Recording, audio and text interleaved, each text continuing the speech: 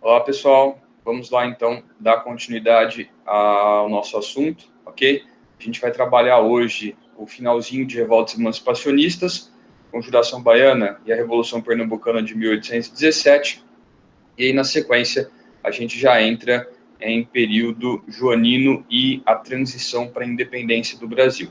Antes da gente começar com a teoria, eu vou pedir para vocês não se esquecerem de marcarem a presença lá no chat, só escreverem o nome de vocês, por favor. E eu queria saber se ficou alguma dúvida em revoltas coloniais e em Confidência Mineira.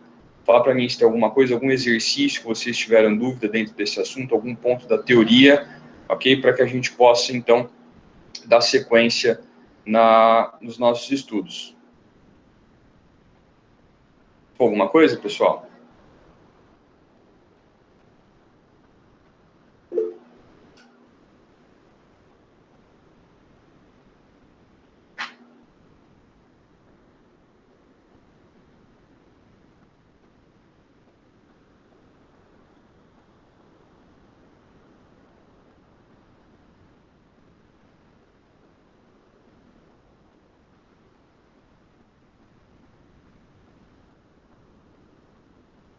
Pessoal, ficou alguma dúvida? Posso seguir com a nossa teoria?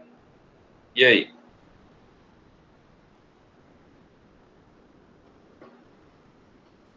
Por mim, pode seguir. Podemos dar sequência? Ninguém tem nenhuma dúvida? Por mim também pode seguir. Tudo certo? Então, A teoria tá de boa. Exercícios, tem alguma coisa? Ficaram com alguma dúvida? Aqueles exercícios que eu havia selecionado, vocês fizeram, chegaram a ter alguma dúvida? Ou eu posso dar sequência? Eu estou perguntando, pessoal, e esperando, porque eu não vou voltar nisso depois, tá? Então, se vocês tiverem alguma coisa que vocês quiserem trabalhar, aproveita para a gente poder deixar a aula aí mais fluida e dar sequência no assunto, tá bem? Tudo certo, então. Posso seguir? João, Oi, pode falar. faz um exercício 1 do proposto. Exercício proposto. Qual o número, por favor, Luana? O primeiro. Laura, desculpa. Qual o número, por favor? É o primeiro, a página 111. 111. Isso.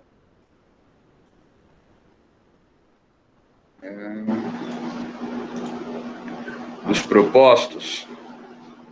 É. Tá. Só um minutinho, então, por favor.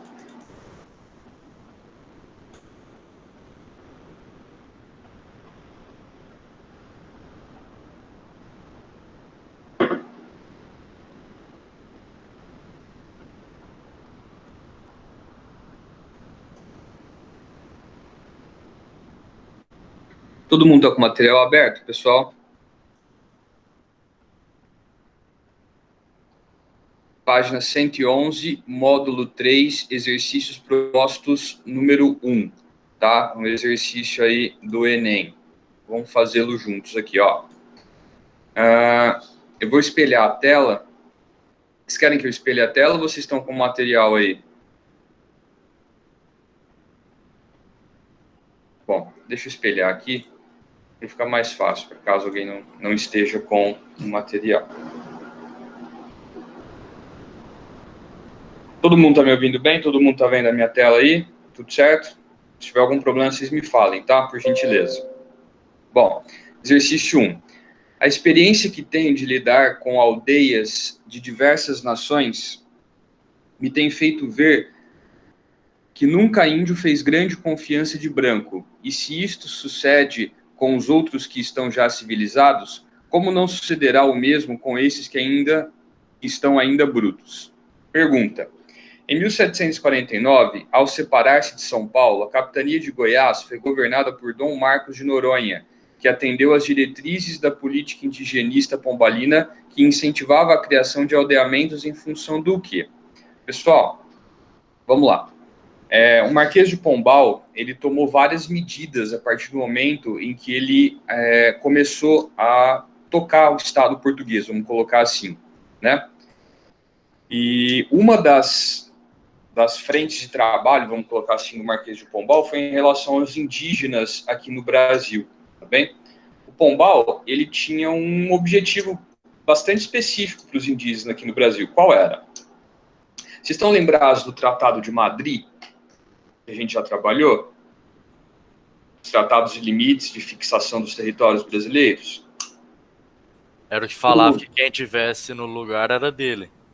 Isso, muito bem. A posse era de quem ocupava. Perfeito. É o princípio do uti possidetis. Muito bem. Exatamente isso. Bom, se a posse é de quem ocupa, qual foi, então, uma das estratégias adotadas pelo Marquês de Pombal? Bom, se a posse do território é de quem ocupar, o indígena, não sendo considerado um colono português, mas sim um selvagem, comparado aí a um bicho, vamos colocar assim, os territórios ocupados pelos índios só serão territórios portugueses quando Portugal tomar o controle desses territórios. Estando na mão dos indígenas, esses territórios ainda não pertencem a Portugal, que abrir espaço para que outras nações, como a Espanha, pudessem colocar a mão nesses territórios. Então, o Marquês de Pombal ele vai iniciar um projeto de controle dessas populações nativas, certo? Principalmente no sentido de integrar esses nativos à sociedade colonial. Em outras palavras, um dos objetivos do Pombal era transformar esses índios em colonos, inseri-los no trabalho e exercer um controle sobre as suas terras. Dessa forma, se aqueles índios tivessem um status, vamos colocar assim, de colono, as terras que esses índios ocupavam pertenceriam a quem?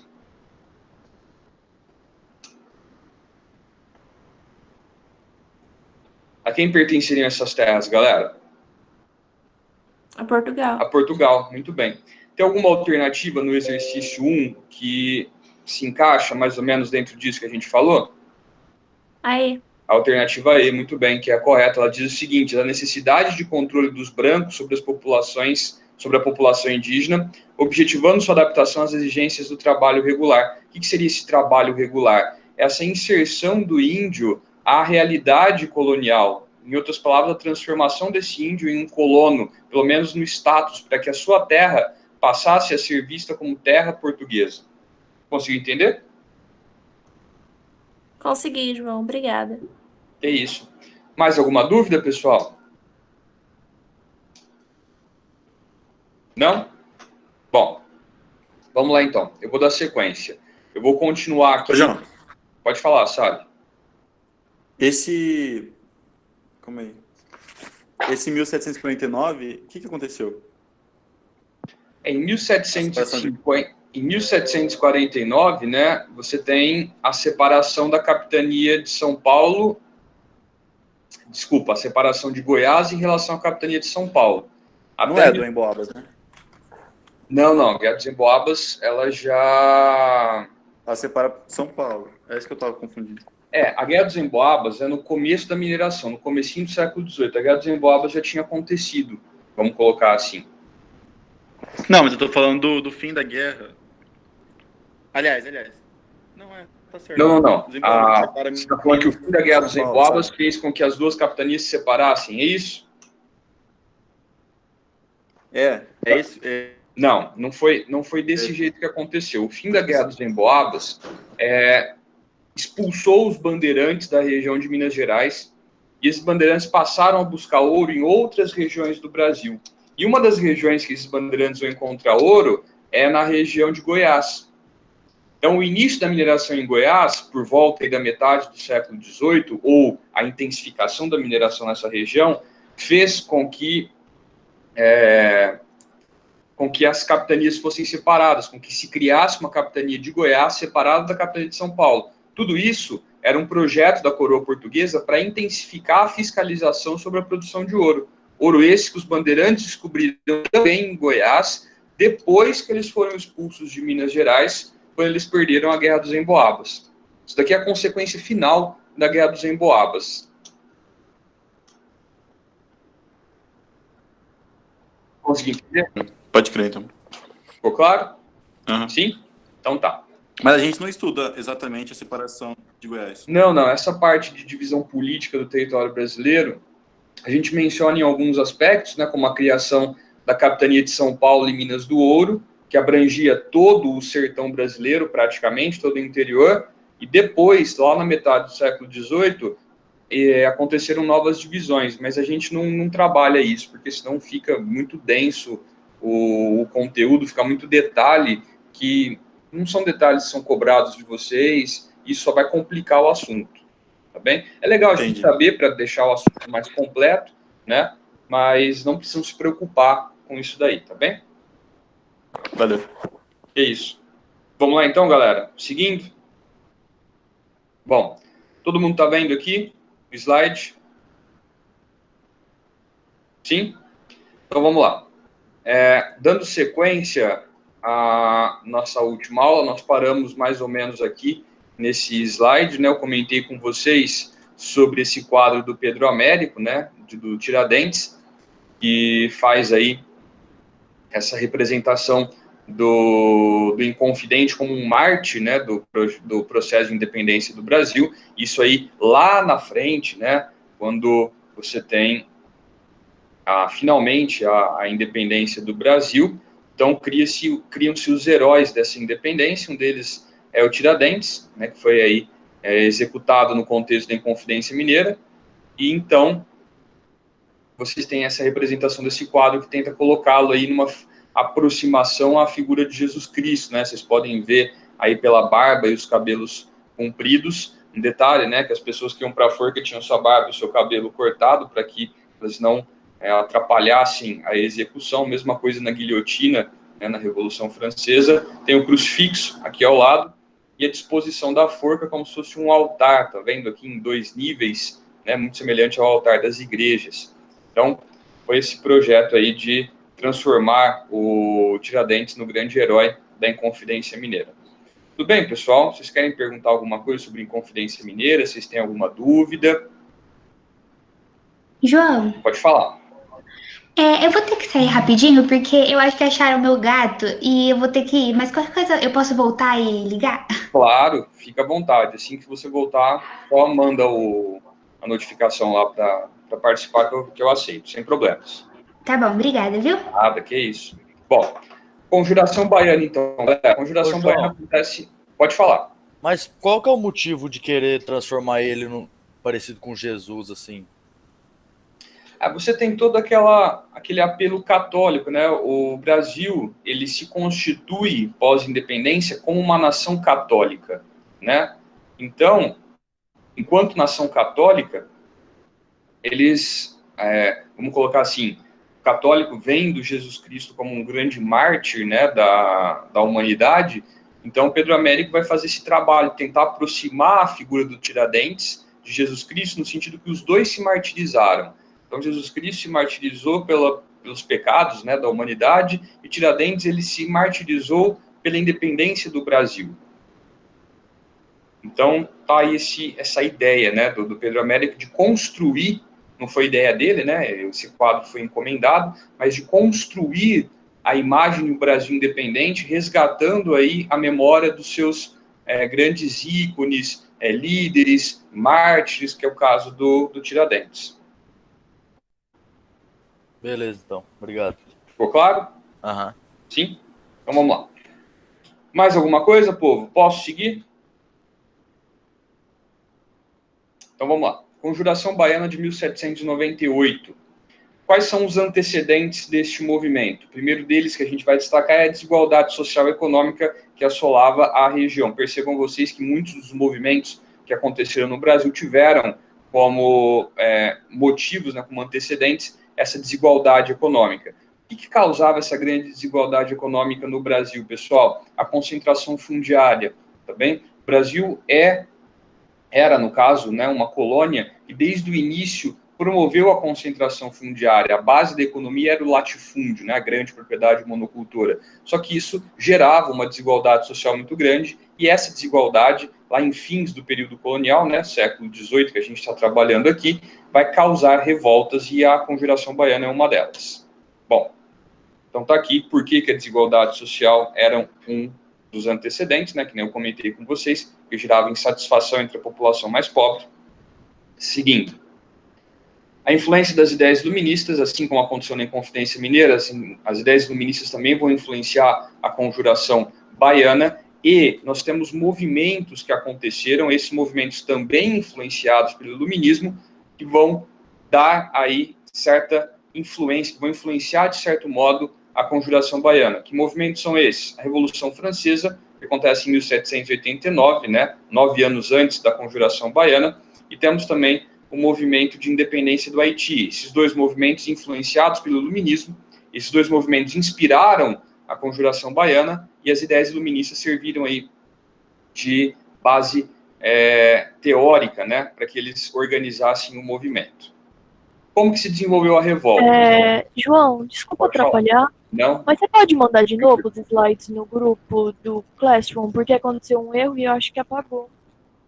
Aconteceu um erro no mural do Classroom? Tem um... acho que do dia 18 pra frente apagou tudo. Ah, tá. Você fala colocar a ficha 4 novamente? Isso. Posso, Junto com claro. os slides, se possível. Terminando a nossa aula, eu faço eu vou postar o link dessa aula de agora e eu já posto o PDF da ficha 4 de novo para vocês. Ok, obrigada. Nada, que isso. Bom, voltando então. Como que foi a revolta que a gente chama de Inconfidência de Conjuração Baiana? Perdão.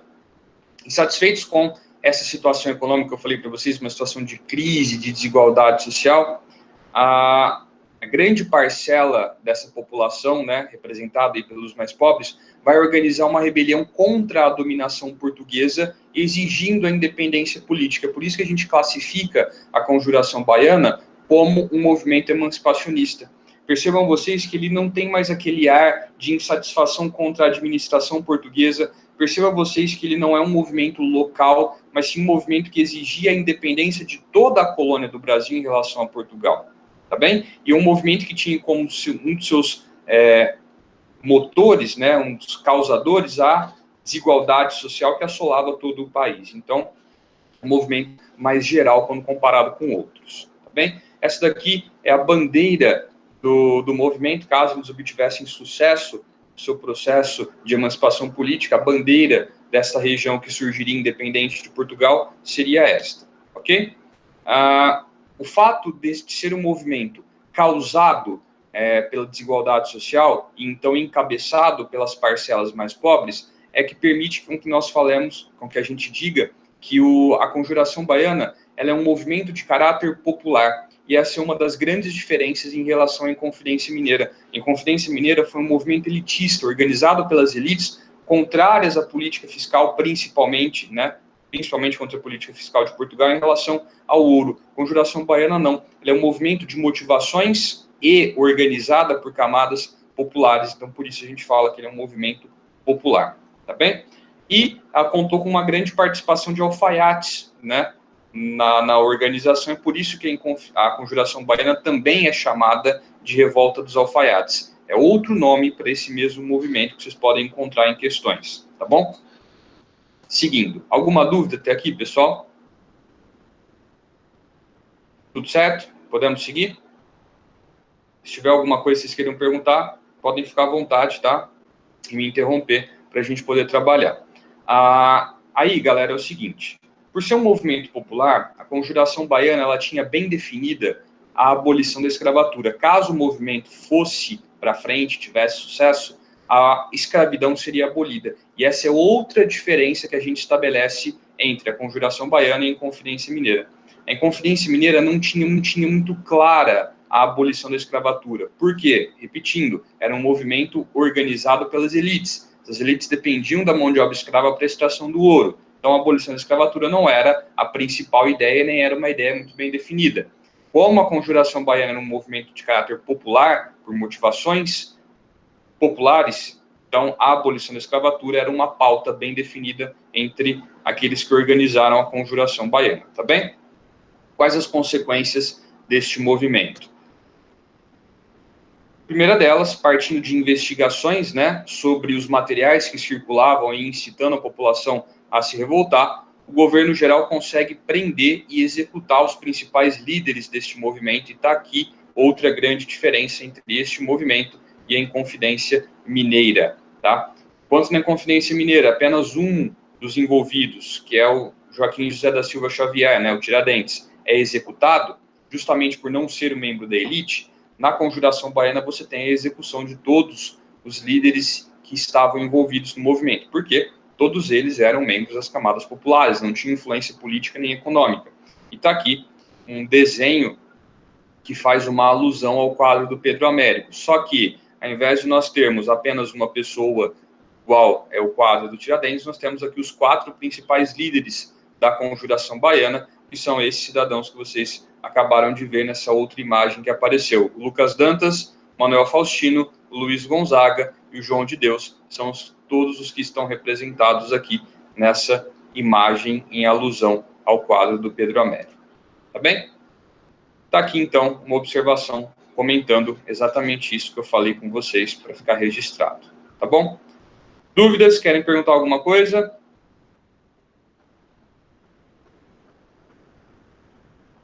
E aí, galera? Tranquilo. Tranquilo? Então vamos seguir.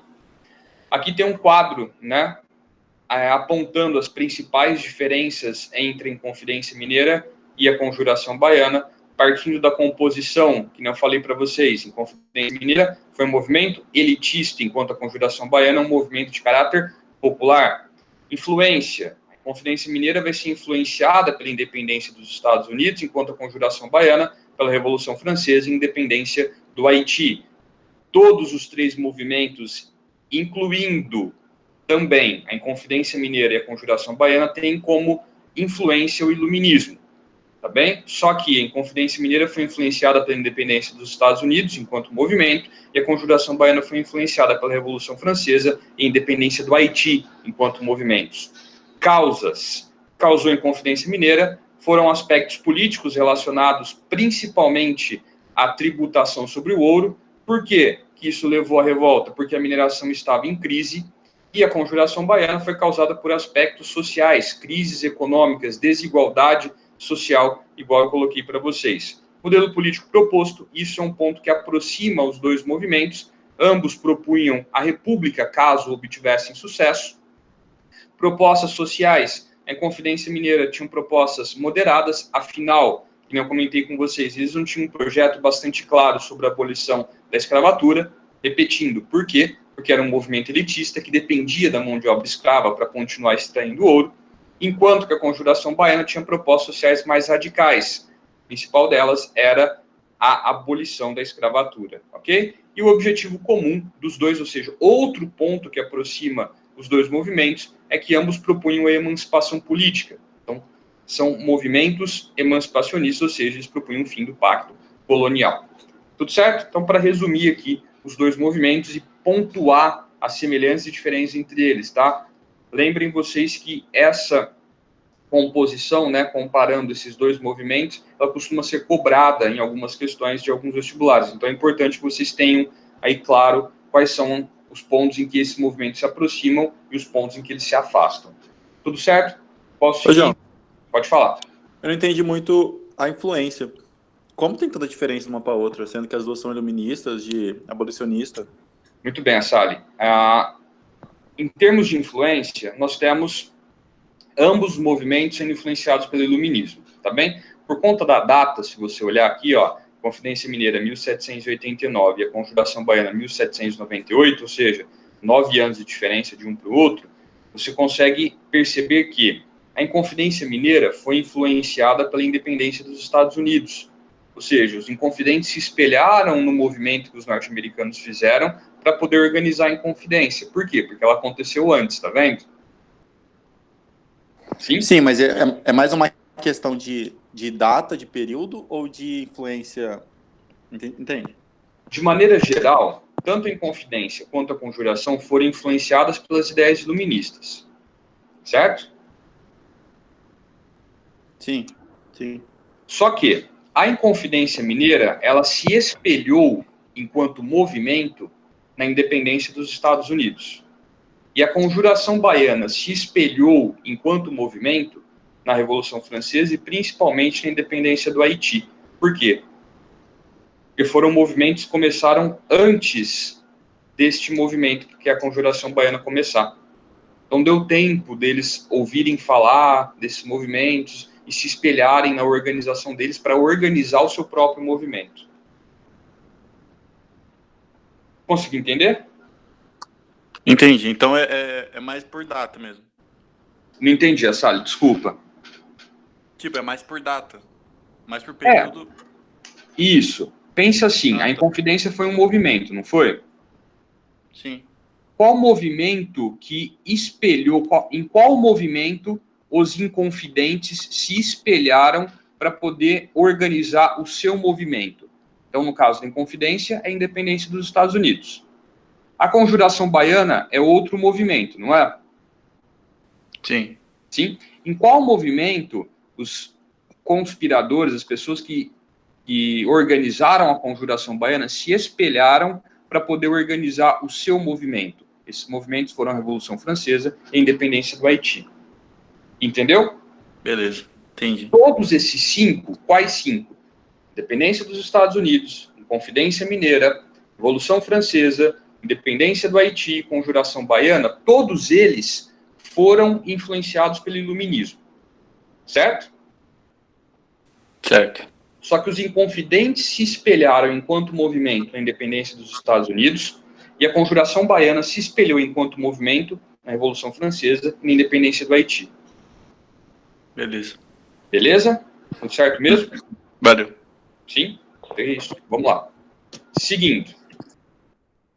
Para a gente terminar, tá? Isso daqui já está dentro do período joanino, mas é uma revolta que também propunha a emancipação política. Afinal, o Brasil ainda era uma colônia. Então, nós temos a Revolução Pernambucana de 1817. Por isso que eu vou trabalhar ela aqui. Tá bem? Vamos lá. Quais foram os antecedentes? Lembrando que a gente vai fazer esse movimento. Tá? Trabalhamos os antecedentes, a revolta e as consequências. Bom, antecedentes da Revolução Pernambucana é a crise econômica que assolava a região de Pernambuco, resultado na variação dos preços dos principais produtos que a região produzia, que eram eles, o açúcar e o algodão. O que causou a variação nos preços desses produtos? Primeiro deles, o algodão, o fim da guerra entre Estados Unidos e Inglaterra, pelo controle ali de regiões onde hoje é o Canadá, chamada Guerra Anglo-Americana, fez com que a produção de algodão nos Estados Unidos fosse retomada, ou seja, os Estados Unidos começaram a concorrer com o algodão produzido no Nordeste brasileiro, e isso derrubou os preços desse produto. Em relação à cana-de-açúcar, aquele velho motivo, né, que a gente trabalha aí desde o século XVII. Qual que é esse motivo? A concorrência com o açúcar produzido nas Antilhas, no Caribe, que aumentava a oferta de açúcar no mercado e derrubava os preços. Tá bem? Outro ponto, outro antecedente, a grande rivalidade entre portugueses e brasileiros. Lembrem vocês que em 1817 a corte portuguesa já estava no Brasil, tá bem? Eles já tinham vindo aqui para o Brasil, fugindo do Napoleão, né? Que a gente vai trabalhar na nossa próxima aula.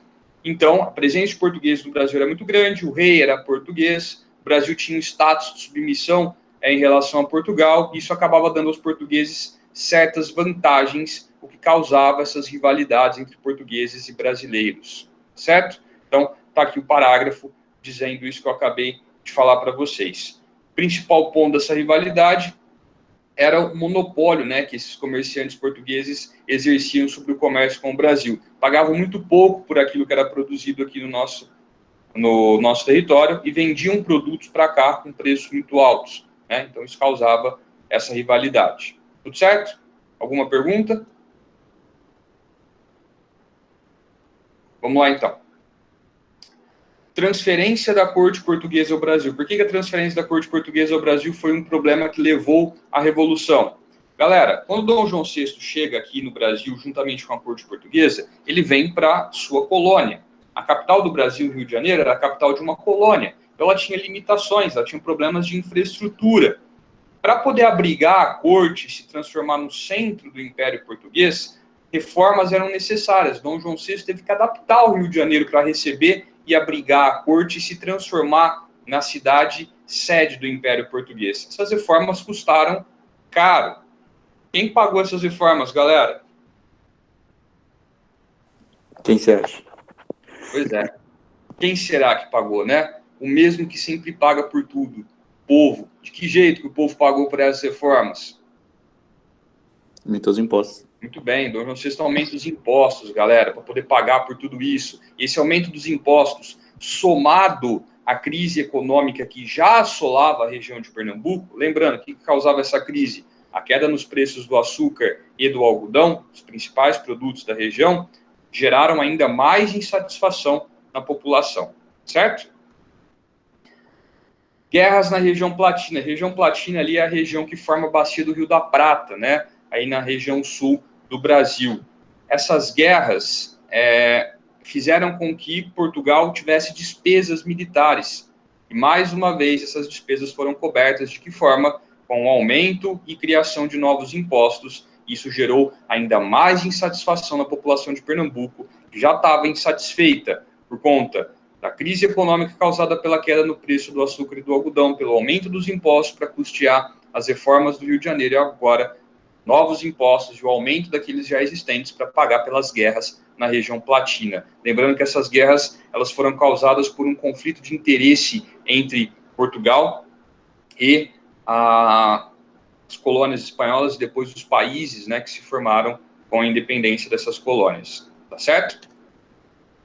Outro antecedente, tensões sociais na região de Pernambuco. O que causava essas tensões sociais? Aquilo que também gerou a revolta na população da Bahia e levou à Conjuração Baiana, a concentração de terras, desigualdade social e a miséria. Lembra que eu falei para vocês que isso sempre aparecia nas revoltas? Pois bem, na Revolução Pernambucana não é diferente.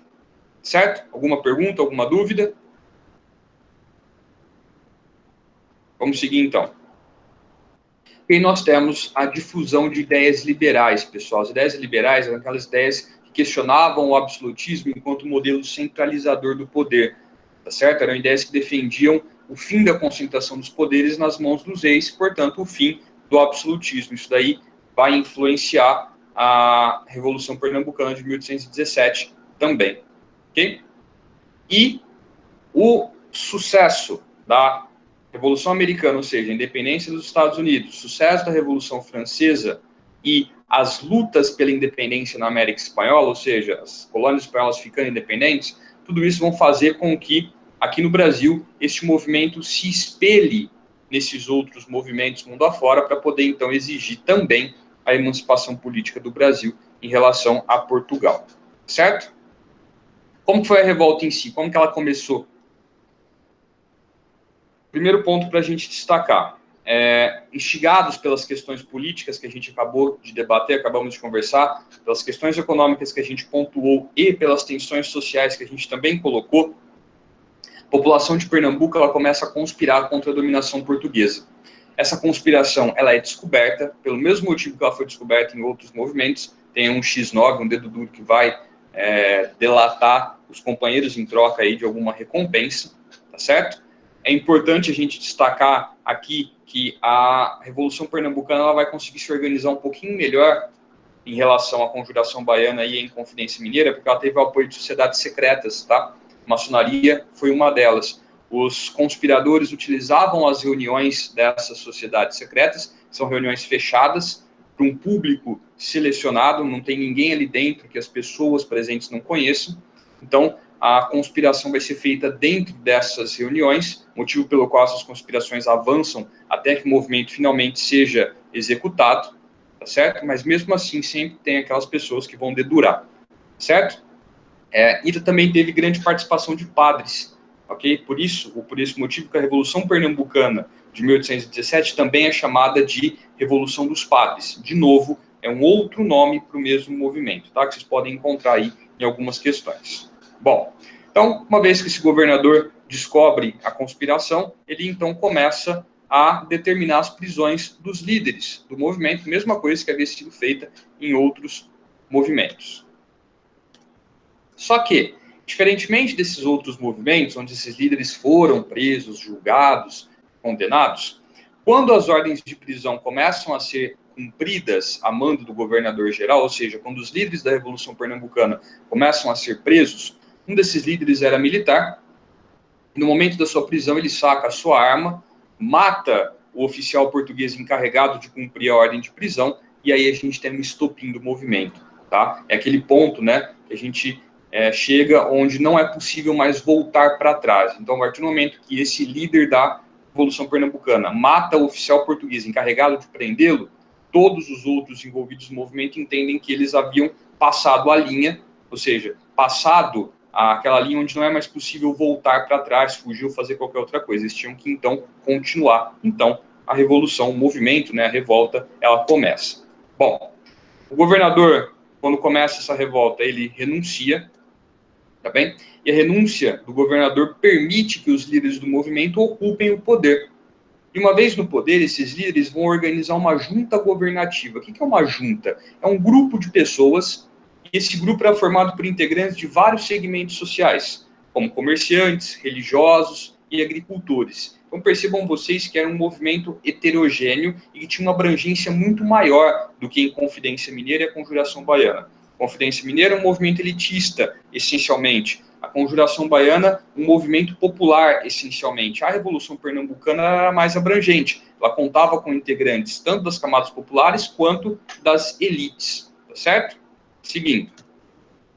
Essa junta governativa ela vai elaborar uma espécie de uma constituição, um conjunto de regras, normas, para que as pessoas seguissem e, de certa forma, eles conseguissem colocar ordem na casa. E aí, eles partem para a segunda parte. Qual que é a segunda parte? Buscar o reconhecimento externo. Ou seja, encontrar países que reconhecessem o que eles haviam feito e reconhecessem aquela região como uma região independente de Portugal. Tá bem? Tá aí a bandeira que eles haviam proposto para essa nova organização política. Tá bom? Bom, aqui é um ponto que eu vou destacar para vocês, eu vou aproximar, a partir desse ponto, a Revolução Pernambucana de 1817 com a Conjuração Baiana, tá certo? Desculpa, com a Inconfidência Mineira, e afastar esse movimento da Conjuração Baiana. Lembram da abolição da escravatura?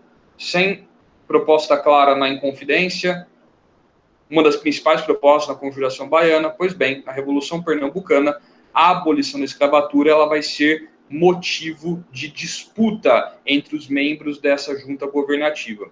Como era um movimento heterogêneo, formado aí por diversas camadas populares, haviam aqueles que eram a favor da abolição da escravatura, obviamente representados aí pelas camadas mais populares, e aqueles que eram contra a abolição da escravatura, esses então representados pelas elites. Okay? Então isso vai gerar um descompasso entre as propostas do grupo e vai enfraquecer em certa parte o movimento, porque eles começam a divergir, e um dos pontos de divergência é a questão da abolição da escravidão. Certo, pessoal? Posso seguir? Qualquer dúvida, vocês me chamam, tá? Quais as consequências da Revolução Pernambucana? Apesar do movimento ter sido sufocado, tá bem?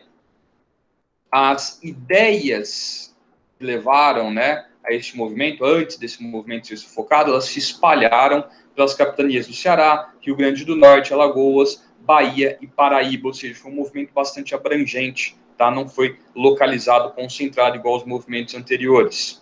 Como eu disse para vocês agora há pouco, esse movimento foi reprimido militarmente pelo governo central, no Rio de Janeiro, né? Partindo do Rio de Janeiro, os destacamentos efetivos militares que sufocaram a revolta. Como os destacamentos militares enviados pelo Rio de Janeiro eram superiores em número e em equipamentos, então a gente não precisa nem dizer, né, que os organizadores, né, aqueles envolvidos na Revolução Pernambucana, acabam sendo sufocados.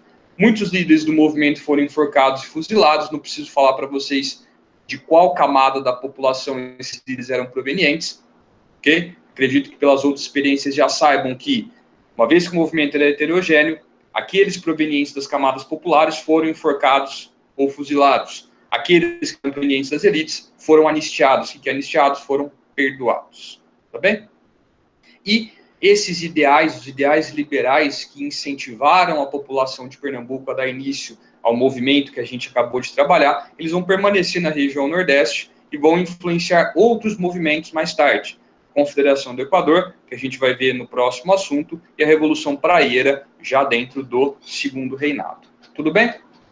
Pessoal, tudo certo até aqui? Alguém tem alguma dúvida, tem alguma pergunta, querem comentar algo?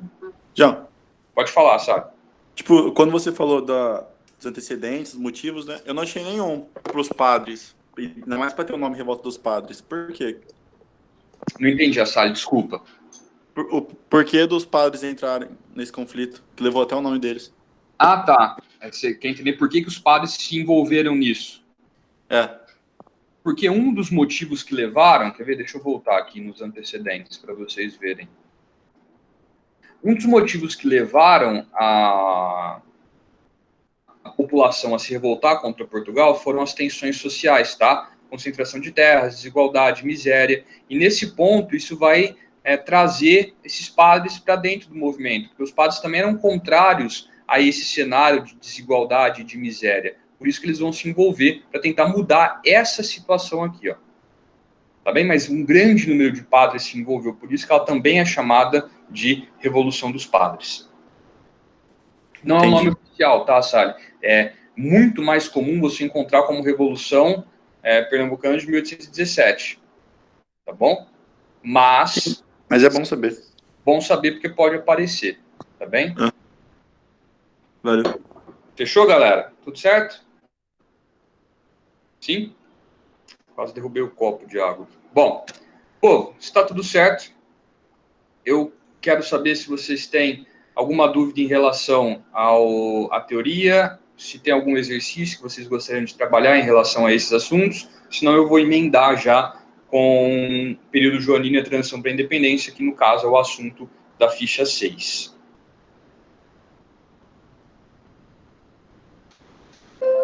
De boa? Bom, está tudo certo, então, vou abrir aqui a aula do período joanino e da transição para a independência. Todo mundo está vendo a tela? Sim. Todo mundo está me ouvindo? Tem algum problema? Tudo certo? Então vamos lá. Lembrando, tá, pessoal? Terminou a nossa primeira aula, eu vou dar sequência, tá bom? Se alguém precisar sair, se alguém quiser participar aí do plantão de matemática, alguma dúvida, podem ficar à vontade, tá? Se quiser voltar depois também, muito mais que bem-vindo. Eu vou dar sequência para a gente poder recuperar o tempo perdido, né? A gente não teve aula semana passada, então a gente precisa dar uma deslanchada aí no assunto, certo? Então vamos lá. Período joanino e a transição para a independência. O que a gente vai trabalhar neste assunto? A gente vai trabalhar a vinda da corte portuguesa para o Brasil, os motivos que levaram, que trouxeram, né, essa corte até aqui, e de que maneira a vinda da corte portuguesa para o Brasil ela vai impactar e levar até a nossa independência. Tá certo? Só para destacar, a vinda da corte portuguesa ao Brasil ela vai agravar a crise do sistema colonial e vai levar finalmente à proclamação da independência. Bom, família real no Brasil, qual o contexto histórico da vinda deles até o Brasil? A gente tem que destacar a Revolução Americana, que levou à independência dos Estados Unidos. O que tem a ver a independência dos Estados Unidos com a vinda da corte portuguesa ao Brasil? A independência dos Estados Unidos é um dos motivos que agravaram a situação econômica da França e levaram à Revolução Francesa. O que tem a ver a Revolução Francesa com a vinda da corte portuguesa ao Brasil? Ao final da Revolução Francesa, dentro de um contexto de transição do capitalismo comercial para o industrial, nós temos o início, né, da era napoleônica. E aí sim, Napoleão, no poder da França, ao instaurar o bloqueio continental, só para a gente recordar, né, que impedia que o continente europeu comercializasse ou continuasse comercializando com a Inglaterra, e o desrespeito de Portugal em relação a essa determinação de Napoleão, como assim, Dom João VI se recusa a aderir ao bloqueio continental, é o que fez, então, com que Napoleão invadisse Portugal, e aí, na iminência da invasão francesa, a corte portuguesa, ela se retira, ela vem ao Brasil. Aí fica a critério de vocês considerarem isso uma fuga ou uma retirada estratégica. O que vocês acham que foi? Qual dos dois vocês acham que a gente pode falar? Eles eram para cá fugindo ou eles estavam fazendo aí uma retirada estratégica? Pra mim foi fuga. Porque eles Uma pegaram fuga. tudo às pressas. Muito bem, né? Tem até uma frase da Dona Maria, né, que era mãe de Dom João VI e rainha de Portugal. Só para lembrar, né, deixar aí nomear de maneira correta, Dom João VI não era rei de Portugal ainda, tá? Ele era príncipe regente. A rainha de Portugal era a mãe dele, Dona Maria, só que ela era chamada Dona Maria Louca. Então, por esse motivo, por questões psiquiátricas, ela havia sido afastada do trono e ele governava sem ter a coroa, né, até que a mãe dele aí viesse a falecer para que ele pudesse assumir como rei. tá bom? A Dona Maria, dentro da carruagem, né, saindo do palácio, lá em Portugal, ela vai bater do lado de dentro da carruagem e vai gritar para o cocheiro para ele ir mais devagar, porque senão o povo vai pensar que eles estavam fugindo. E aí fica, então, a critério de vocês. Só para fazer a outra parte, né, da retirada estratégica, entendam vocês o seguinte: sair da Europa era um projeto que a corte portuguesa, muito antes da Dona Maria e do Dom João VI, já tinha. Ou seja, os portugueses já tinham como projeto transferir o centro do seu império para outro lugar fora da Europa. Por quê? Pelo motivo que está levando eles a saírem agora, pelas instabilidades políticas e militares do continente europeu, principalmente aí no século XIX, tá? Antes também, essas instabilidades eram bastante grandes, vamos colocar assim, bem grandes. Então, devido a essa instabilidade política e militar do continente europeu, sair da Europa já era um projeto que já existia entre os portugueses. Por isso que alguns consideram a vinda para o Brasil como uma retirada estratégica, tá? Apesar de eles terem vindo às pressas, o que pode configurar uma fuga, sair da Europa já era um projeto, não foi decidido de última hora. Tudo bem? Então, só para a gente pontuar. Vocês entenderam essa parte de contextualização? Que jeito que a gente chegou na vinda da corte portuguesa ao Brasil? João, Pode falar. como é que o povo português ficou sabendo que o rei não estava mais lá? Que ele tinha fugido, tinha se retirado estrategicamente para o Brasil? Como é que o povo português encarou e viu tudo isso? Foi quando Napoleão chegou lá invadindo? Ou... Então, aí que tá. A população portuguesa assistiu, né, a saída da corte e da família real. Eles viram os nobres e a família real embarcando nos navios, esses navios zarpando, né, de Lisboa. Então, tudo isso foi assistido, né, foi visto pela população portuguesa. E aí, pouco tempo depois, questão de dias, as tropas francesas, elas finalmente ocupam a capital portuguesa, né, então concretizam aí a invasão francesa. Só que, se Dom João VI tivesse ficado na Europa, que ele não teria condições de enfrentar o exército francês, tá? O exército português não tinha essa condição, numericamente, tecnologicamente, ele seria derrotado, seria preso e ele temia pela sua vida, né? Temia aí que Napoleão, por tudo que aconteceu antes, o executasse. O que aconteceu antes? Dom João VI, bem dizer, ele ficou cozinhando Napoleão em banho-maria. Por quê? Se ele tivesse batido o pé, falado que Portugal não iria respeitar o bloqueio continental, ou seja, Portugal iria manter o comércio com a Inglaterra. Napoleão teria invadido Portugal, certo? Só que Dom João VI fez? Sinalizou para os franceses, sinalizou para Napoleão que ele iria aderir ao bloqueio continental. Só que, numa outra mão, ele fez um acordo secreto com a Inglaterra. Que acordo secreto era esse? Inglaterra, eu estou fazendo isso só de fachada. Eu não vou aderir ao bloqueio continental, eu não posso, eu dependo dos meus acordos comerciais com você. Só que eu quero firmar um acordo com você aqui, um acordo secreto, tá bem? Esse acordo secreto era, na verdade era uma questão de se, era uma questão de quando Portugal fosse invadido, os ingleses iriam auxiliar nessa retirada da corte da família real. Muitos dos barcos que trouxeram essa corte ao Brasil eram barcos ingleses. Inclusive a escolta da comitiva, né, desse grupo, dessa armada de navios, foi feita por navios ingleses. Então, quando Napoleão descobre esse acordo entre Portugal e Inglaterra, e se entende que Portugal estava cozinhando os franceses em banho-maria, Napoleão vem com tudo para cima de Portugal, e por isso Dom João VI temia pela sua vida. Todo mundo entendeu? Pessoal? Entendi. Certo? Sim. Então tá, qualquer coisa você pode falar, sabe? Depois explica o ponto da Revolução Americana. Ó, eu fiz um processo, tá? Imagine isso daqui, Sally, como uma linha. Qual é o primeiro ponto dessa linha? Revolução Americana. O que tem a ver a Revolução Americana com a vinda da corte portuguesa para o Brasil? A Revolução Americana, ela vai ter a participação da França do lado dos colonos. Na época, a França ainda era uma monarquia governada pelo Luís XVI. Essa ajuda que o Luís XVI deu aos colonos americanos, os colonos ingleses, né, aqui na América, vai fazer com que as contas francesas piorem. Ou seja, a França vai gastar um dinheiro que ela não tinha para ajudar os colonos aqui na América. Esse aumento dos gastos, somados a outros fatores que já aconteciam na França, vão desembocar na Revolução Francesa. A Revolução Francesa é uma sequência de eventos que a gente conhece, ela vai terminar com a ascensão de Napoleão ao poder, isso dá início à Era Napoleônica. Uma vez no poder, o Napoleão vai iniciar um projeto de destruição da economia inglesa para que a França ocupasse a posição de potência econômica da Europa.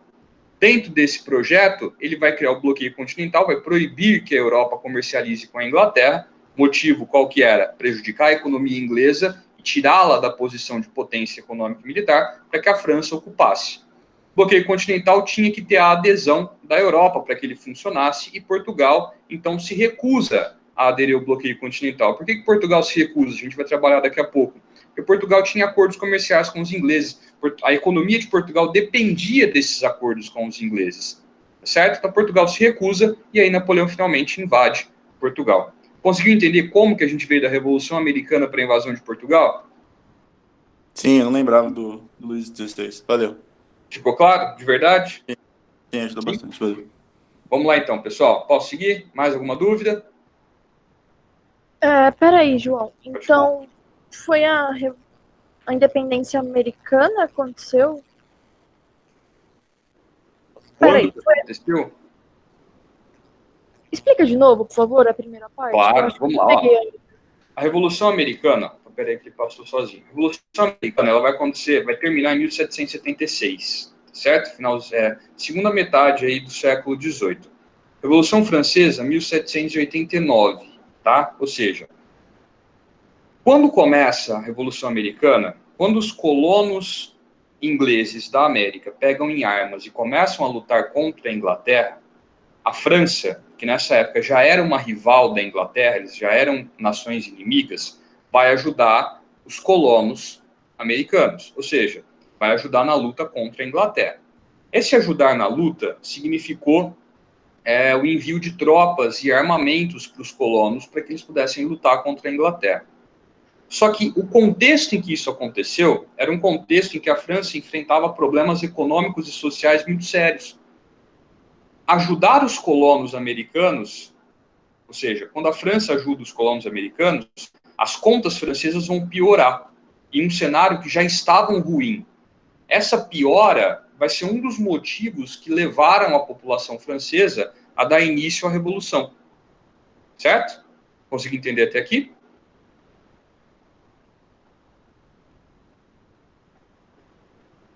Tudo bem até essa parte? Sim? Muito bem. A Revolução Francesa, ela termina quando? Quando o Napoleão Bonaparte assume o poder, tá? Quando Napoleão, então, dá início ao período do consulado, colocando fim ao período do diretório, que foi o último período da Revolução Francesa. Uma vez no poder, Napoleão vai fazer todo um trabalho para concentrar os poderes nas suas mãos. Okay? Não, João, era só a primeira parte mesmo da Revolução Americana que eu não tinha pego. Ah, tá. Obrigada, viu? Essa outra parte você entendeu? Essa sim. Então tá. Galera, mais alguma coisa? Dúvidas? Não? Então vamos seguir.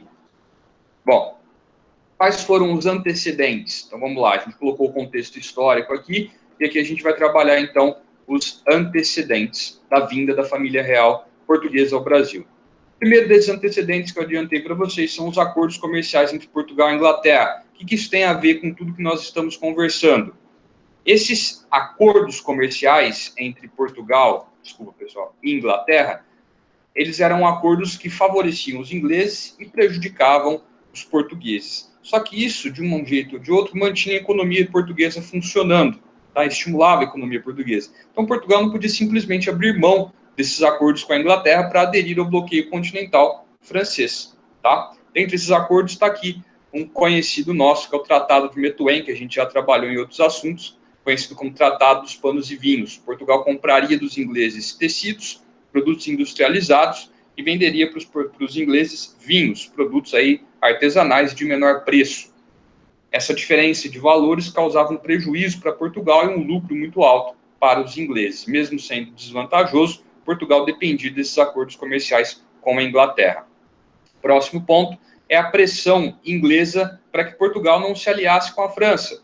Se Portugal precisava desses acordos com os ingleses, vocês imaginam a Inglaterra se ela não achava interessante manter esses acordos com Portugal, ok? Então, os ingleses vão trabalhar para que esses acordos fossem mantidos e para que Portugal não aderisse ao bloqueio continental. Aqui é interessante a gente destacar o seguinte: Portugal estava numa sinuca de bico, pessoal. De um lado, a França pressionando pela adesão ao bloqueio continental, do outro lado, a Inglaterra pressionando para que Portugal não aderisse ao bloqueio continental. Portugal ia perder independente daquilo que ele escolhesse. Então, o que o Dom João VI teve que fazer? Teve que optar por aquilo que causaria menores danos à economia e à política de Portugal. Ele optou, então, pela aliança, ou a manutenção da aliança com a Inglaterra. Mas entendam vocês que ele já sabia que, de um jeito ou de outro, ele ia sair perdendo. Tá? Ele teve que escolher onde ele ia perder menos. Bom, e aqui o que eu falei para vocês, né? De um lado a Inglaterra, do outro lado a França, pressionando. E, finalmente, então, nós temos a vinda da família real ao Brasil. Querem perguntar alguma coisa até aqui ou eu posso seguir?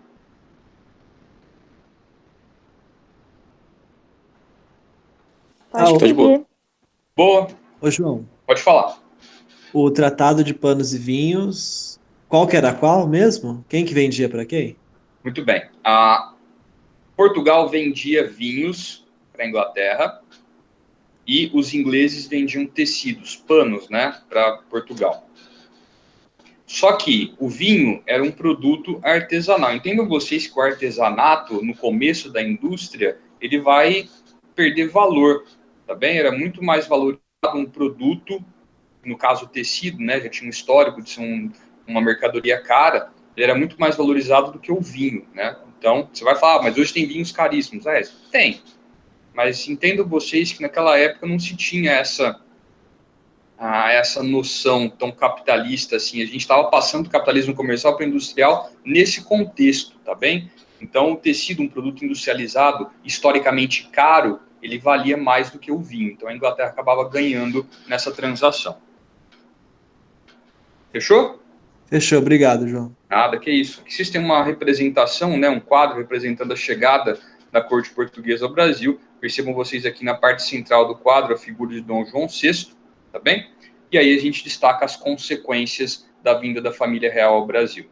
Primeira consequência direta é o fim do pacto colonial, galera. Então o Brasil deixa de ser uma colônia? Não. O Brasil continua sendo uma colônia. Agora, nesse contexto, a gente fala que o pacto colonial deixou de existir. Por que o pacto colonial cai com a vinda da corte portuguesa ao Brasil?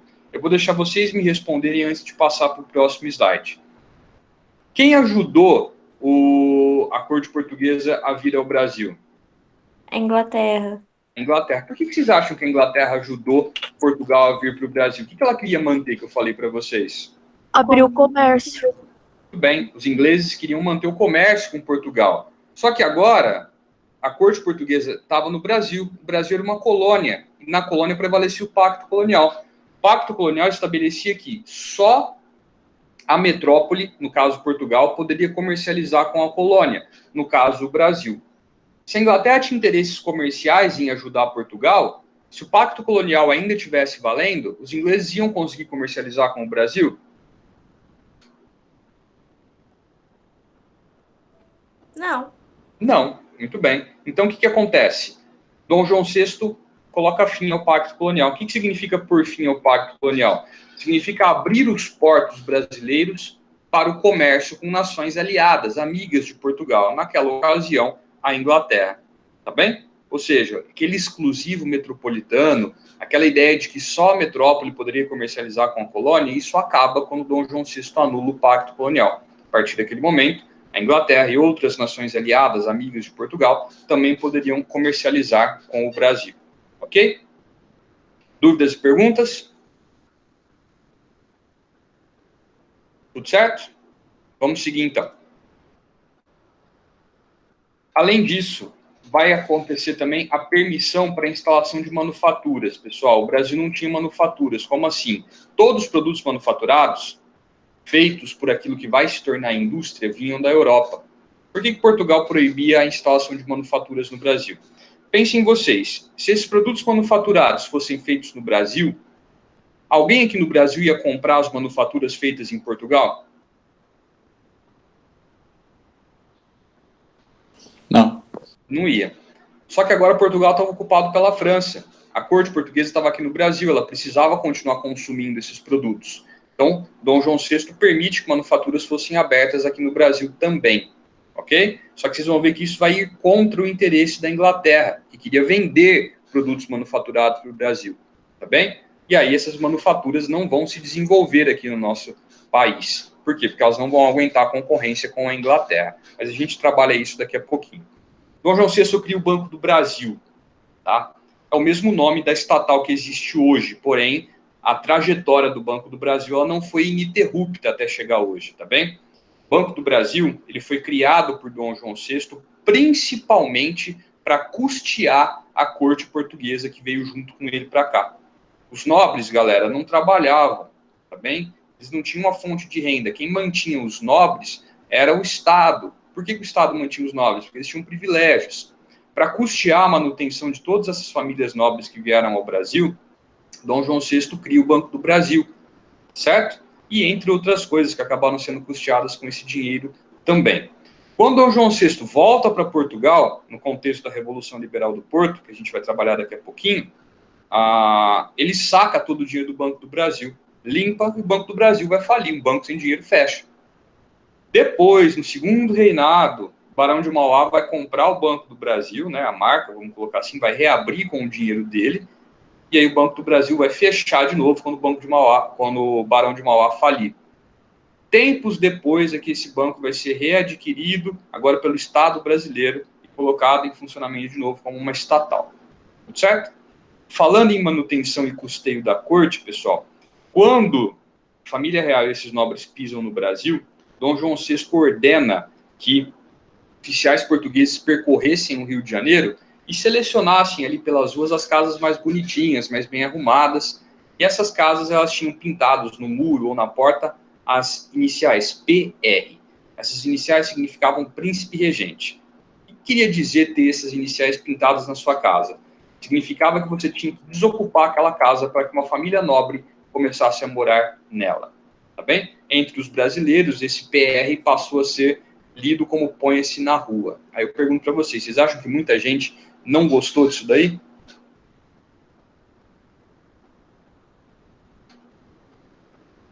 O que vocês acham?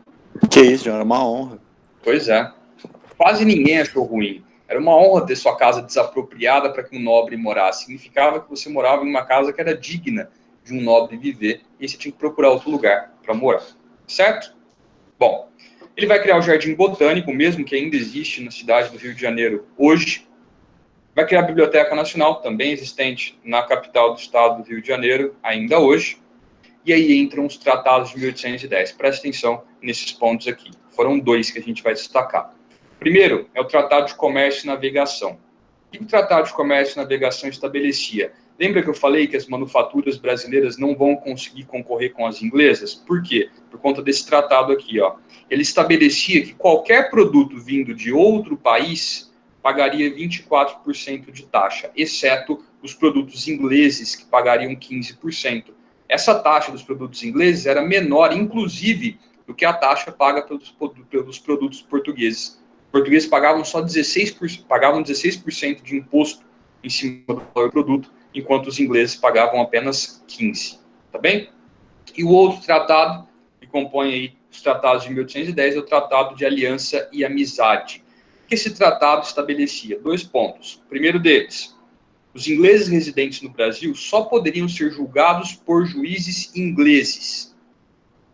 Bem dizer, se eles cometessem um crime aqui no Brasil, eles não poderiam ser julgados aqui no Brasil. Eles teriam que ir para a Inglaterra para poder ser julgados lá. Eu pergunto para vocês, ia acontecer alguma coisa com eles? O que vocês acham?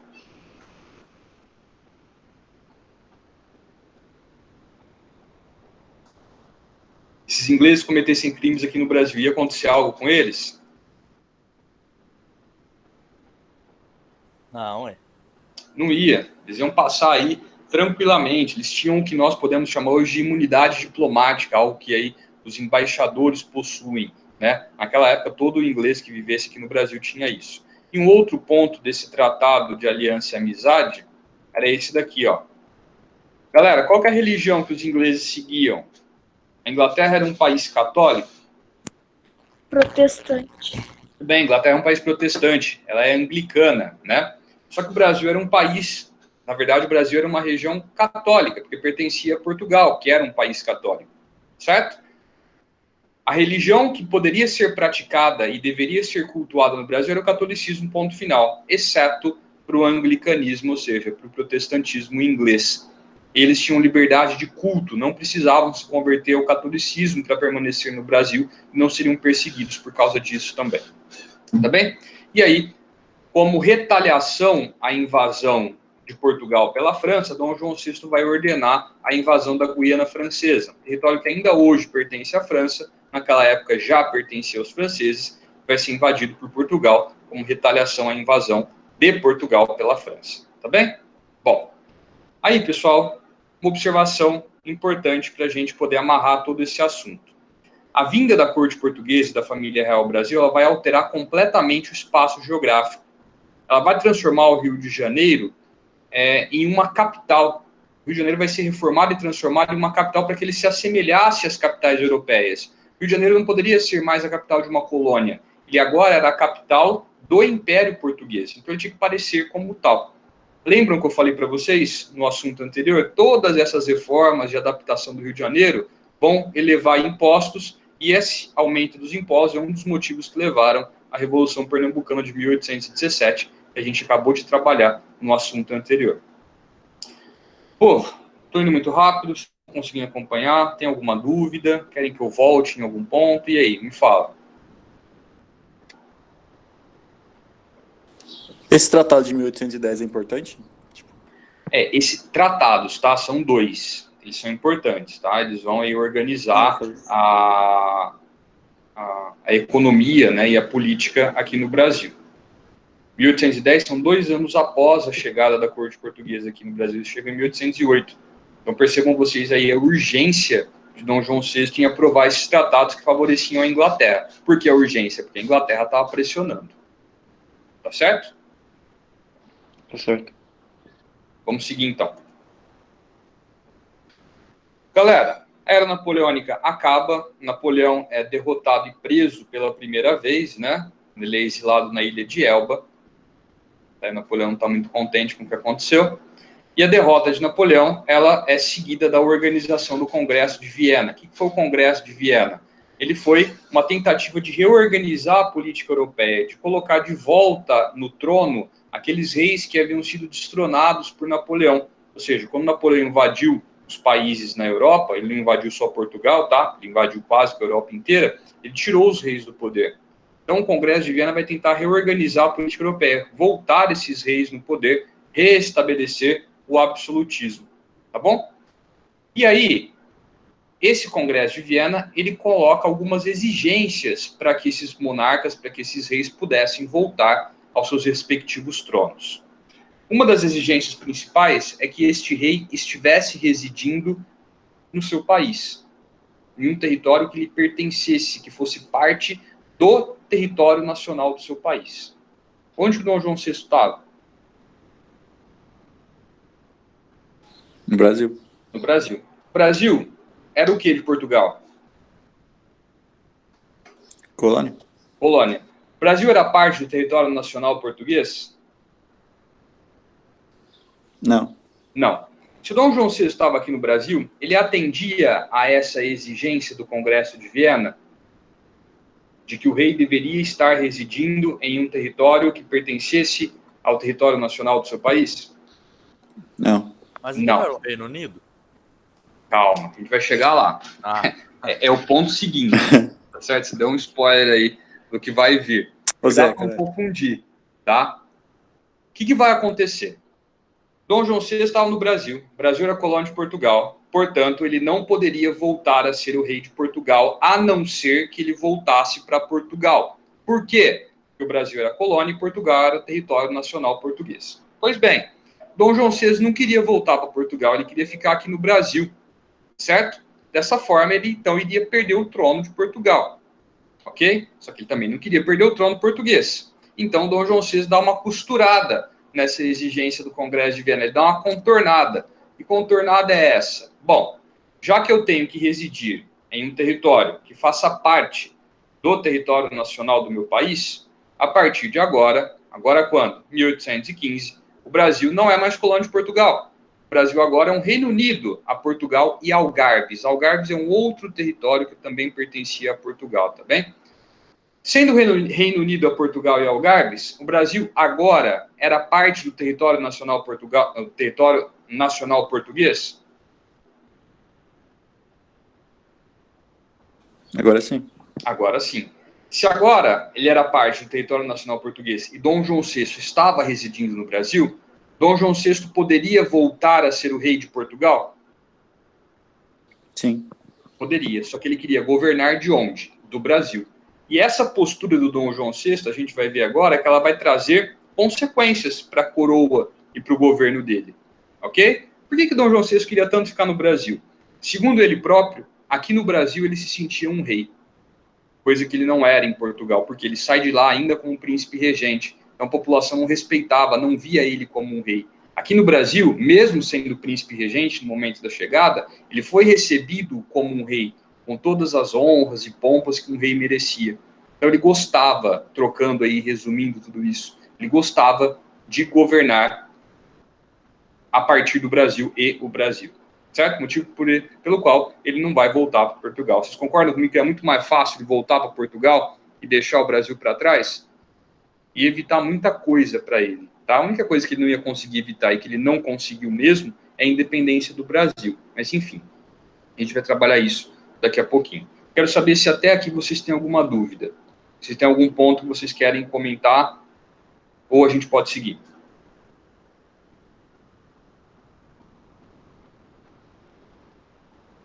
Galera?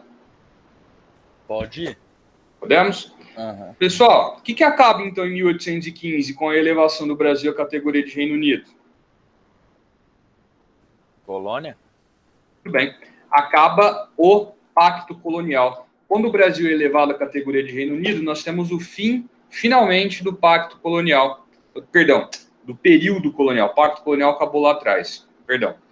Quando o Brasil é elevado à categoria de Reino Unido, a Portugal e Algarves, termina o período colonial. Então, o período colonial vai de 1532, quando Portugal divide os territórios em capitanias hereditárias e começa a ocupação desse território, até 1815, quando o Brasil é elevado à categoria de Reino Unido a Portugal, portanto, deixa de ser uma colônia. Ô, João. Isso, pode falar. Mas por que de 1500 a 1532 não é considerado colonial, se era uma colônia? De 1500 a 1532 é o período pré-colonial. Ah, sim. O que muda de um período para o outro?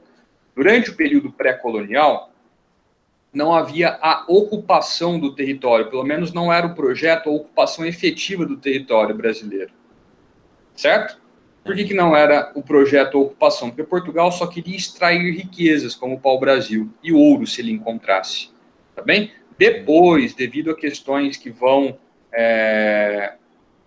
surgir, tá certo? Principalmente na Europa, as invasões francesas e tudo mais, é que Portugal decide ocupar o território. Quando Portugal decide ocupar o território, é que começa o período colonial. Isso só em 1532. Beleza. Fechou? Obrigado. Isso. Bom, e aí, galera, com o fim do período colonial, começa a crescer o sentimento emancipacionista que eu falei para vocês. O Brasil começa a perceber que ele poderia muito bem tocar sem a influência e interferência de Portugal. Isso é percebido principalmente pelas elites portuguesas, tá certo?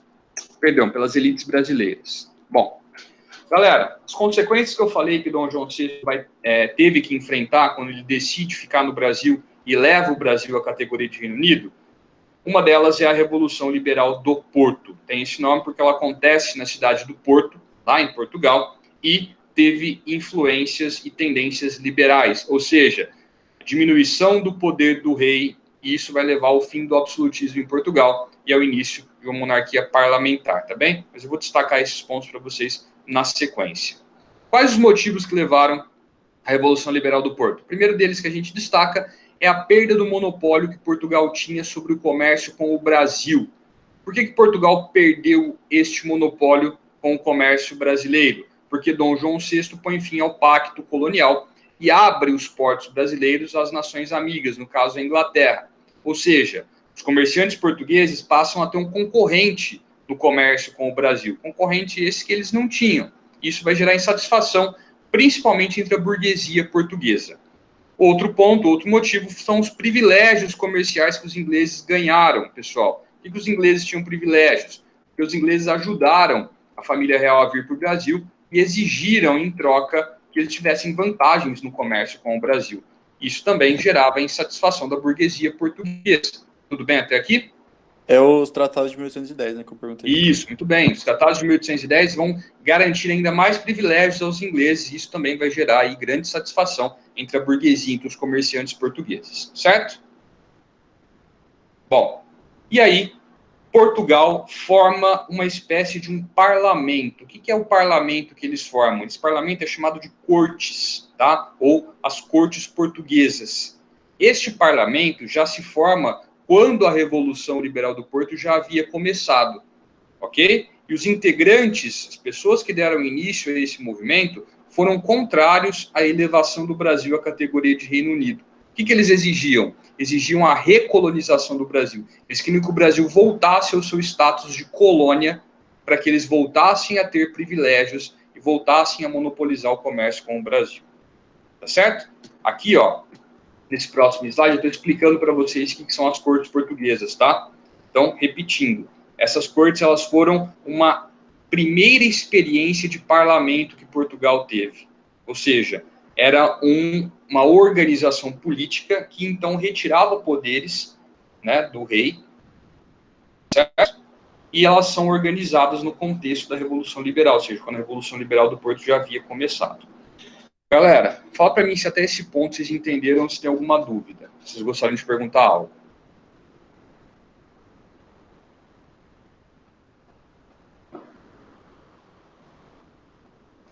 Pessoal? Tudo certo? Pra mim tá Eu tudo queria certo. saber, Pode falar. a Inglaterra tinha os privilégios dos tratados e no comércio. Alguns Certo. ingleses vieram para o Brasil? Sim, muitos ingleses vieram para cá, principalmente instalaram no Rio de Janeiro, tá? Eram escritórios de empresas que trabalhavam com importação e exportação. Algumas manufaturas até chegaram a se instalar aqui no Rio de Janeiro, né? Manufaturas inglesas e tudo mais. Mas, enfim, sim, muitos ingleses acabaram vindo ao Brasil nesse contexto, tá certo? Certo, obrigada. Nada, que isso. Bom, aqui uma observação importante para a gente, tá? Como o Brasil era Reino Unido a Portugal e Algarves, quando essas cortes portuguesas foram organizadas, o Brasil tinha representantes, tá? O Brasil tinha deputados que compunham essas cortes também. Por que o Brasil vai se dar o trabalho de enviar esses representantes até Portugal para participarem dessas reuniões? Porque o Brasil queria garantir algumas liberdades, né? Afinal, essas cortes elas tinham como objetivo organizar uma Constituição. Então, o Brasil queria garantir algumas liberdades nessa Constituição de Portugal, ok? Só que essa participação dos deputados brasileiros vai ser praticamente em vão, porque os deputados portugueses estavam decididos a recolonizar o Brasil, tá bem? E aí, pessoal, acontece o seguinte: quando Portugal bate o pé e fala o seguinte, nós queremos e vamos recolonizar o Brasil, as elites brasileiras elas vão se colocar contra esse projeto português. As elites brasileiras que haviam conquistado privilégios, que haviam se aproximado da família real portuguesa, eles não queriam perder tudo isso, não queriam abrir mão de tudo isso que eles haviam conquistado. Então, quanto mais Portugal aperta em direção da recolonização do Brasil, mais a elite brasileira puxa para o outro lado, que era no sentido da independência política em relação a Portugal. Conseguiram entender? Fala de novo, João. Vamos lá, de novo. Quando as cortes portuguesas são organizadas, lembrando, o que são as cortes portuguesas? Ela era uma espécie de parlamento, tá bem? Esse parlamento surgiu no contexto da Revolução Liberal do Porto, e o objetivo desse parlamento era organizar uma constituição para Portugal, ou seja, tirar os poderes do rei, certo? Por que eles estavam tão bravos com o rei para tirar os poderes dele? Porque o rei tinha vindo para o Brasil, porque o rei tinha dado privilégios aos ingleses, porque o rei tinha tirado o privilégio dos portugueses quando ele anula o pacto colonial. Tudo isso deixou a burguesia portuguesa muito insatisfeita, e essa burguesia organizou essa revolução, e essa revolução organizou um parlamento, que são as cortes, e este parlamento organiza uma constituição que tira poderes do rei. Pois bem, na elaboração dessa constituição, na constituição deste parlamento, na formação desse parlamento, os brasileiros também estavam presentes. Por que os brasileiros também estavam presentes? Porque a gente não era mais colônia, a gente era Reino Unido a Portugal. Ok? Estando presentes ali, os brasileiros queriam garantir algumas liberdades, tá certo? Os brasileiros queriam garantir pontos favoráveis ao Brasil nessa Constituição que estava sendo criada. Só que, como a maioria dessas cortes, a maioria desse parlamento era composta por portugueses, e os portugueses estavam decididos a recolonizar o Brasil, a participação do Brasil nessas cortes, ou seja, a participação do Brasil nesse parlamento, ela vai ser praticamente nula, não vai adiantar de nada, porque Portugal queria recolonizar o Brasil, certo? Então, quanto mais Portugal puxa no sentido da recolonização, mais as elites brasileiras, ou seja, aqueles no Brasil que haviam ganho privilégios com a vinda da corte portuguesa, aqueles que aqui no Brasil haviam se beneficiado com essa experiência de elevação do Brasil à categoria de Reino Unido, essas pessoas, membros da elite, não queriam a recolonização. Então, quanto mais as cortes portuguesas puxam na direção da recolonização, mais as elites brasileiras vão puxar no sentido da independência política. O que tem a ver independência política? Era o único jeito do Brasil não ser recolonizado. Era o único jeito de romper completamente os laços entre o Brasil e Portugal para que a recolonização não fosse feita. Consegui entender? Entendi, eu estava em dúvida quem que eram os brasileiros. Tipo, eram os aristocratas? Eram membros da elite brasileira, sim. Tá? Eram pessoas que foram escolhidas ali, né, para poderem estar representando o Brasil lá em Portugal. Ficou claro? Sim, valeu. Sim? Tá. Quais as características da Revolução Liberal do Porto, pessoal? Ela tinha um caráter liberal. O que significa isso? Significa que elas queriam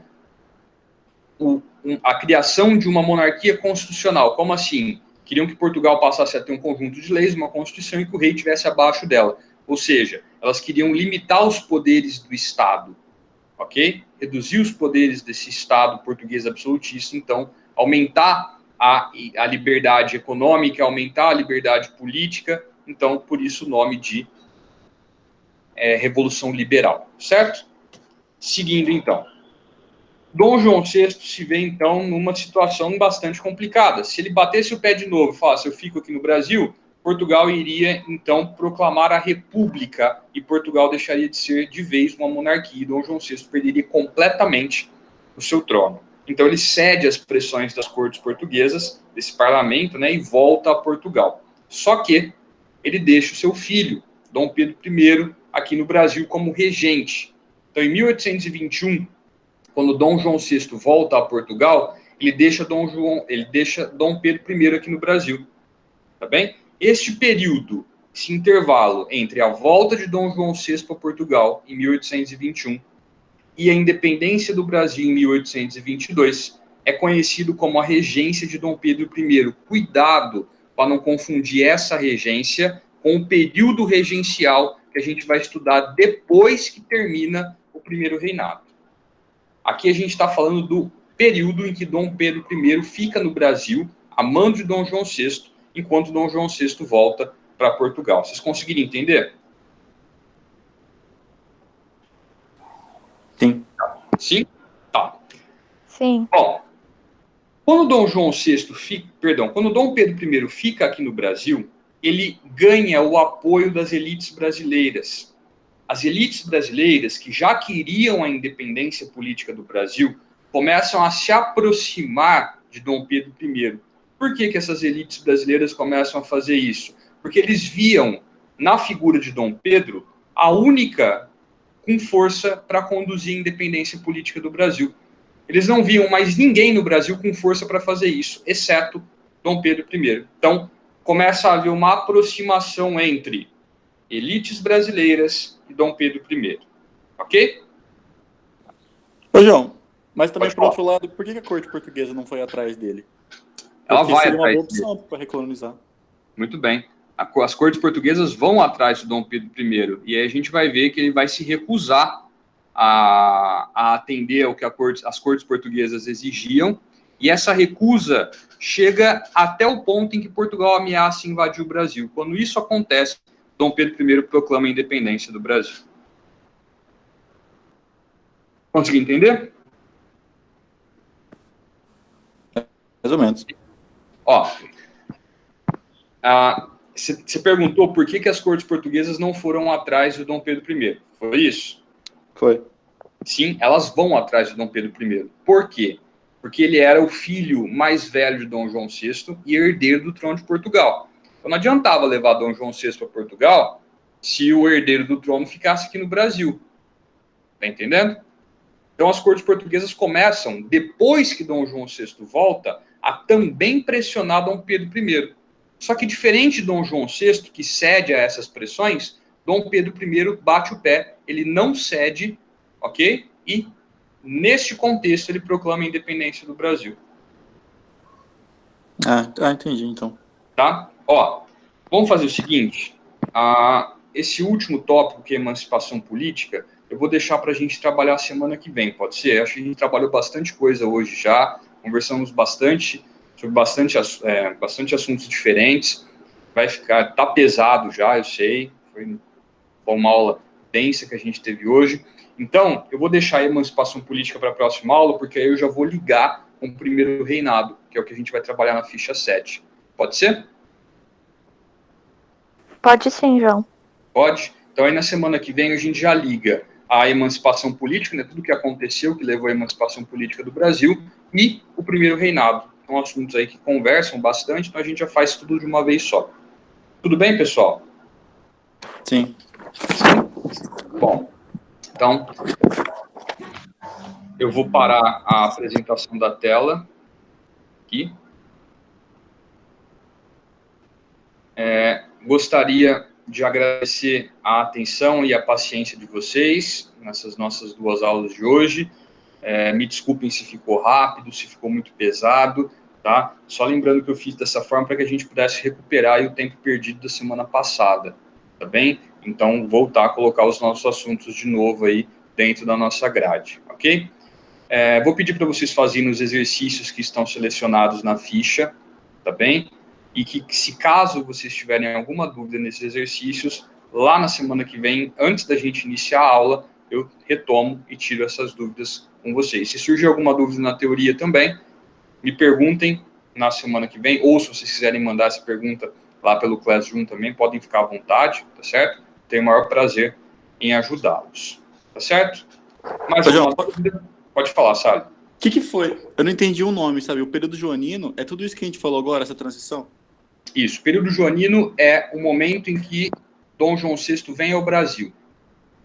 Só que a gente viu o que trouxe a corte portuguesa aqui ao Brasil, ou seja, por que a corte portuguesa saiu de Portugal e veio até aqui. E aí, a partir do momento que eles chegam aqui, a gente tem um período joanino. Até quando vai o período joanino? Até quando Dom João VI volta para Portugal e deixa Dom Pedro como regente. Mas aí já começa a independência.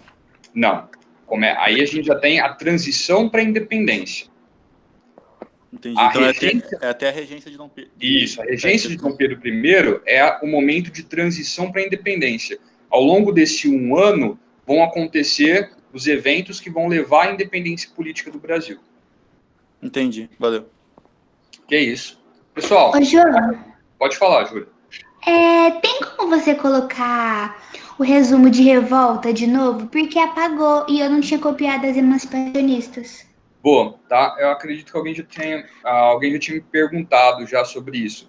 Terminando a aula, eu vou postar o vídeo, né, dessa nossa aula de hoje, e junto com ele eu vou postar a ficha 4, se eu não estou enganado, que é a ficha que trabalha as revoltas. Tá certo? Tá, obrigada. É isso, eu que agradeço. O que mais, pessoal? Mais alguma coisa? Nada?